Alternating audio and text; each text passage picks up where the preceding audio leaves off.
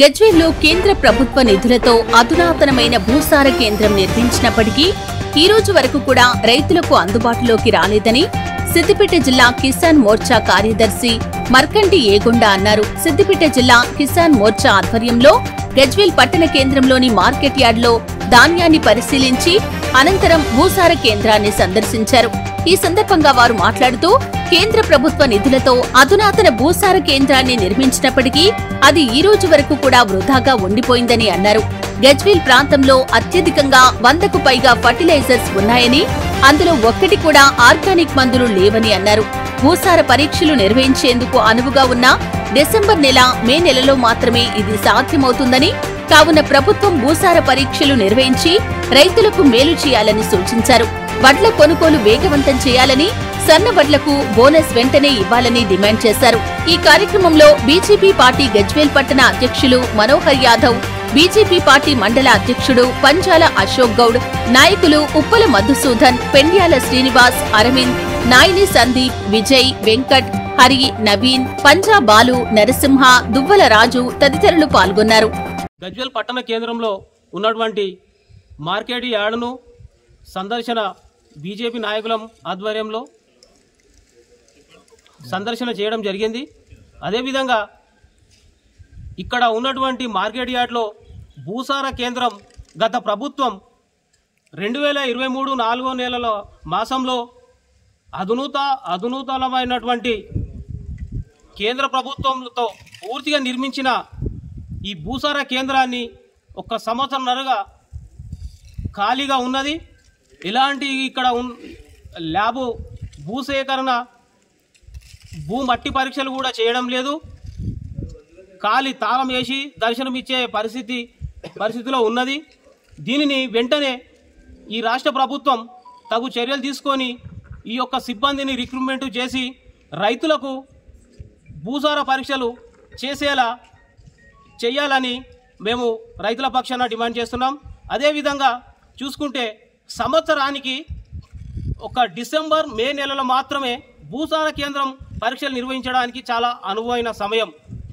ఆ సమయంలోనే రైతులు 1 నెల విరామ సమయం ఉంటుంది. ఆ సమయంలో మాత్రమే భూసార కేంద్రం నిర్వహించడానికి చాలా అనువైన సమయం. దానిని తక్షణమే నిర్వహించి ఈ యొక్క రైతులకు ఏ భూసార పరీక్ష నిర్వహించడం ద్వారా జనతా పార్టీ అదేవిధంగా కిసాన్ మోర్చా ఆధ్వర్యంలో ఈరోజు గజ్వేల్కి సంబంధించినటువంటి మార్కెట్ యార్డ్ను మా సహచర బీజేపీ నాయకులతో కలిసి సందర్శించడం జరిగింది. ఏదైతే ఈ రాష్ట్ర ప్రభుత్వం అనేక ఎన్నికల ముందు అనేక హామీలు, బూటకు హామీలు, రైతులను మోసగించే హామీలతో గద్దెనెక్కిన ఈ కాంగ్రెస్ సర్కార్, రేవంత్ సర్కార్ ఈరోజు రైతుల విషయంలో నిమ్మకు నీరెత్తినట్టు ఇంతకుముందు మా సోదరుడు ఏగొండ గారు చెప్పినట్టు అదే విధంగా ఉంది. మొద్దు నిద్ర వహిస్తుంది అనేది నిజము. దాంట్లో భాగంగానే ఈరోజు రుణమాఫీ, ఏదైతే 2 లక్షల రుణమాఫీ అయితే రాష్ట్ర ప్రభుత్వం హామీ ఇచ్చిందో కేవలం కొంతమందికి ఈరోజు జిల్లా వ్యాప్తంగా, రాష్ట్ర వ్యాప్తంగా ఉన్న లీస్టులు మనం మీడియాలలో చూసినాము. 50%, 60% రైతులకే అయితే 2 లక్షల రుణమాఫీ చేసి మిగతా రైతులను బ్యాంకుల చుట్టూ తిప్పుతూ ఇబ్బందులకు గురి చేస్తూ ఉంది.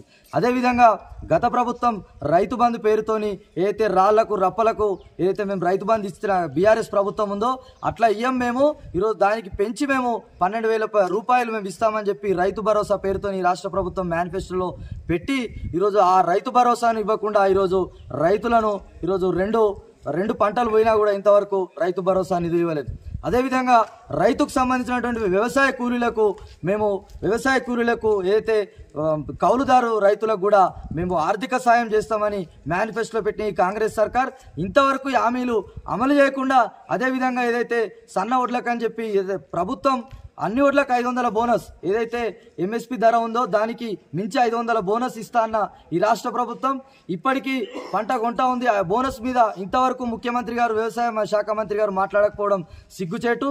ఎందుకనంటే ఈరోజు బోనస్ 500 ఇస్తా అని చెప్పి హామీని కూడా మర్చిపోయి ఈరోజు ఈ రాష్ట్ర ప్రభుత్వం చెప్పడం జరుగుతుంది. అయ్యా ముఖ్యమంత్రి రేవంత్ రెడ్డి గారు, మీరు 2 లక్షల రుణమాఫీ చేసినట్లయితే మేమే మీకు బీజేపీ పార్టీ ఆధ్వర్యంలో పాలాభిషేకం చేస్తామని తెలియజేస్తున్నాము.